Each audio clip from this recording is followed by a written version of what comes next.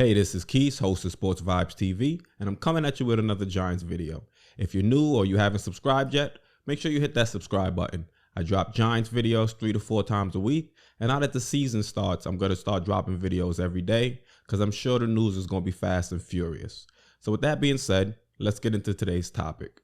So the Giants released their depth chart for the first game against the Steelers, and I just wanted to give you guys a nice visual to see how the team would look once everybody's on the field.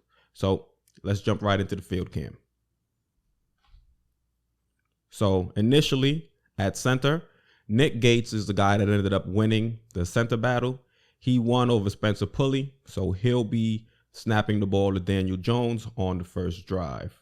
Hopefully, he'll be able to hold that position down because the first 3 games of the season, we're facing very competitive defenses. And he's going to have his work, cut out for him.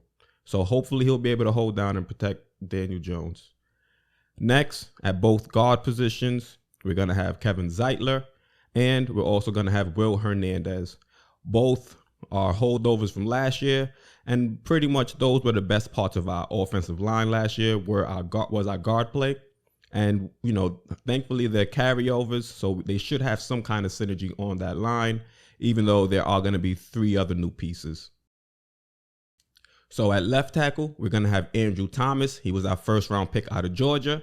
And then over on the right side, we have Cam Fleming, who ended up winning that right tackle spot.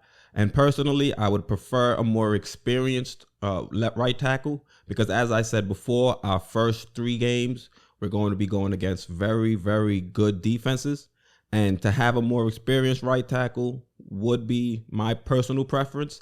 And if he doesn't play well, I'd rather us go and bring Matt Pert in after those first 3 games.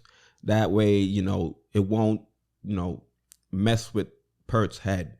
As a young lineman, you don't want to throw him to the wolves. So Fleming, he is a serviceable tackle. He should be able to hold down that position. So moving to the next. At tight end, obviously, we have Evan Ingram. He's coming into the season healthy. That's a blessing. Hopefully, he can stay that way for the remainder of the season. But he's going to be holding down our tight end spot. Judge is a fan of his, and I'll be very interested to see how he looks and performs in this new Jason Garrett offense. So at wide receiver, we have a very familiar trio. We have Sterling Shepard, we have Golden Tate, and we have Darius Slayton. So those are going to be our wide receivers. No big surprises there. I'm looking to see Darius Slayton, improve upon his very, very productive rookie year. And in this new offense, his skill set should be accentuated based on what Garrett is going to try to do on the field on offense. So that's something I'm going to be looking forward to. And then at quarterback and running back, we have another obvious pair. We have Daniel Jones coming in on his 2nd season, and we have Saquon Barkley, who's coming in on his 3rd season. And as you can see, they're highlighted in gold. Gold means that they've been elected a team captain. So Jones and Barkley have been elected as team captains of the offense, and that's something that I'm very happy to see. Those are our 2 cornerstones, and the fact that we have them as actual captains to help build into that leadership role is something that I'm very happy to see. So that wraps up the offense. Now let's move over to the defense. So 3 up front, we have Leonard Williams, we have Dexter Lawrence, and we have Dalvin Tomlinson. Those 3, I'll expect to see them move around that defensive line. Right now, we're operating out of the 3-4, and what I'm going to show you now is just a base 3-4. I know last year we only operated, I think, 20% of our plays out of the base 3-4, and we're probably going to see majority of the time in the nickel formation. But just to keep things simple, I'm just going to show you guys the base formation for the defensive backs, 4 linebackers, and then 3 defensive linemen. Okay, at linebacker, we have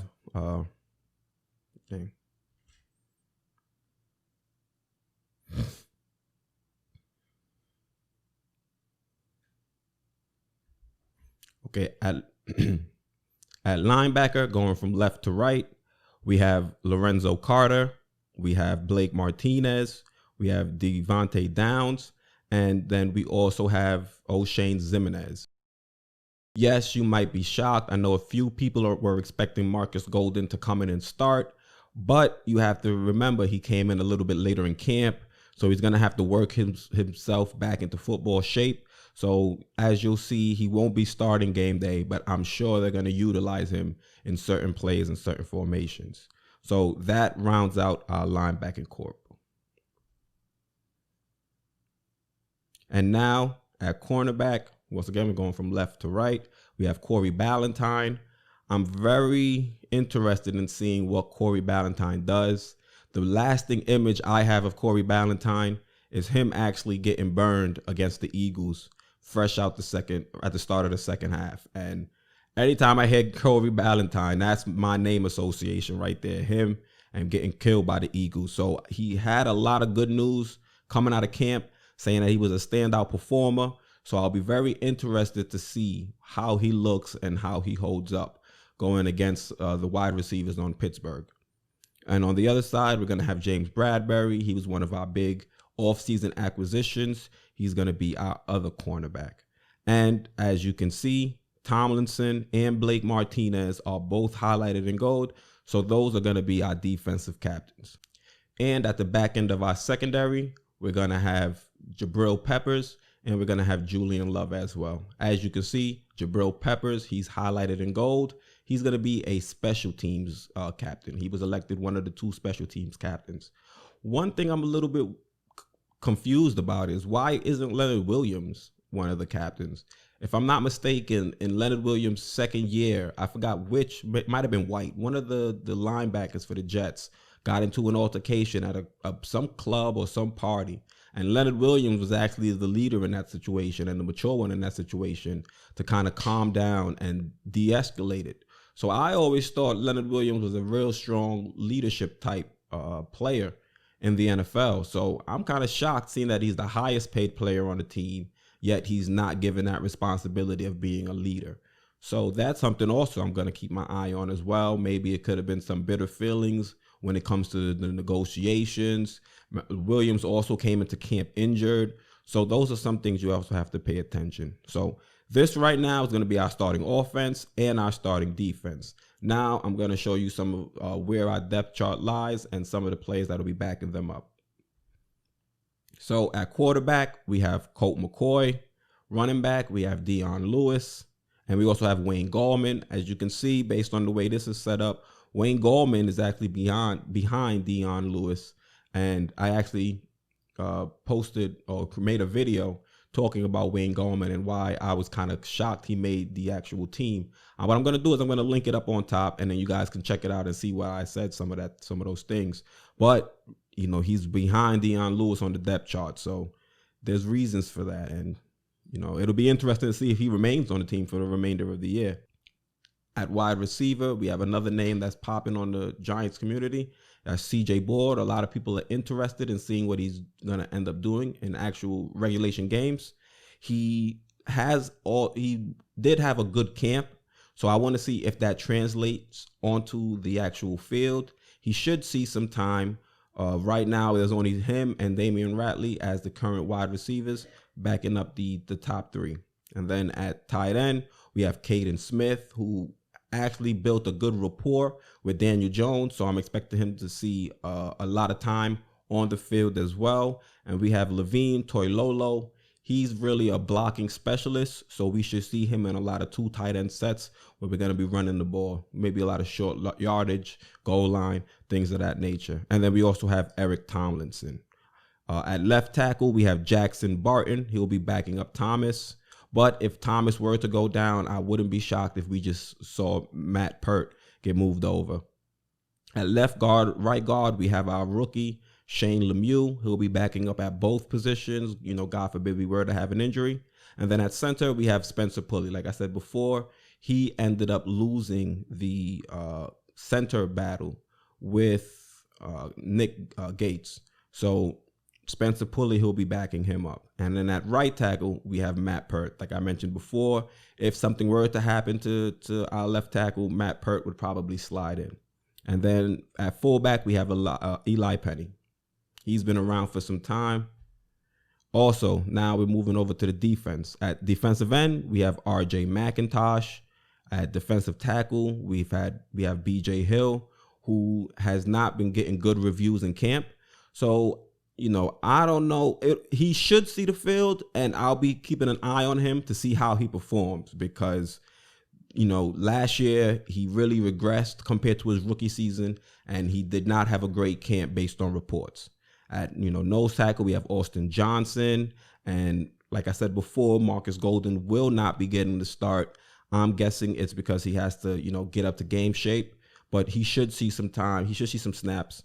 And backing up behind him is Carter Coughlin. Carter Coughlin is another late round draft pick that ended up making the team. So we'll see if he gets some reps as well. I doubt it, but he'll probably see some time. If not on defense, it'll be on special teams. Also at linebacker, we have TJ Brunson, Tay Crowder. Tay Crowder was another late draft pick. We have one of our free agent signings, Kyler Fackrell. He'll be backing up at outside linebacker. He should also see a lot of time on the field and a lot of third and long scenarios where they're going to need a pass rush. You'll see Kyler Fackrell in a lot of those situations. You have Cam Brown, who once again was another late round draft pick. As you can see, we drafted a lot of linebackers, so we should see a good rotation of fresh bodies trying to get to trying to get to the quarterback. Or at cornerback, I just said cornerback, but at cornerback we have Darnay Holmes. He was our 4th round pick, who's also looked good in training camp. And then we have Brandon Williams.